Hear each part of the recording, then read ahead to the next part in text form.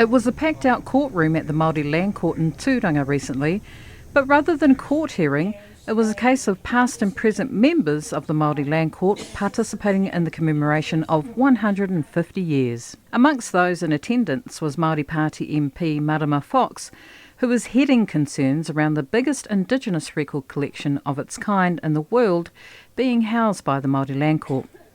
Turanga FM's Tina Wickliffe spoke with Marama. When our whānau were preparing our treaty submissions, my mother and a few of my aunties and my sister went to the Hastings Land Court to find record of Wairarapa. It was so vast and they knew that they would not be able to get through it in the week that they were there, so they simply hired a photocopier and photocopied the entire collection and took it all home.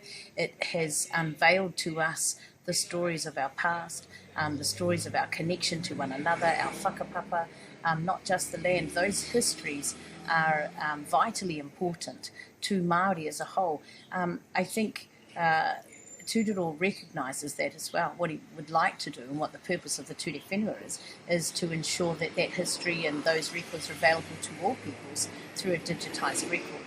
But I absolutely would advocate for the staff. Those staff with 30 years of institutional knowledge need to be maintained because in them it's fine to have a record or a place of housing history.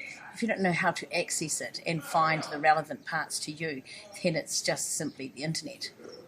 And can you please give us an update of where things are with Te Ture Whenua Māori reform? I think the thing is that people needn't fear the reform as has been in the past with the exposure draft. The exposure draft was exactly that. The bill was taken over by Tūranga Flavel after Chris Finlayson started it. So in order to get it out there and ensure that we had the best possible submissions coming back, feedback coming back to craft what should be the bill that will protect our land for the future, it needed to go out as an exposure draft and then for the Minister to take ownership of it by listening to the submissions, over 400 that have come through. Largely that is exactly what's been done, and so the redraft is in a much better place, taking on board the submissions of the judges and others who took the time to do that. And so the bill will then go to first reading and select committee stage where it can have another thrashing to ensure that it is the best possible piece of legislation to protect our whenua and to guide our processes to the future. So I don't think that's something to be feared. I think it's actually a process that we should enjoy as democracy to participate in. Ka pai, Marama Fox, kai ara hi takirua o te Pāti Māori tēnā koe.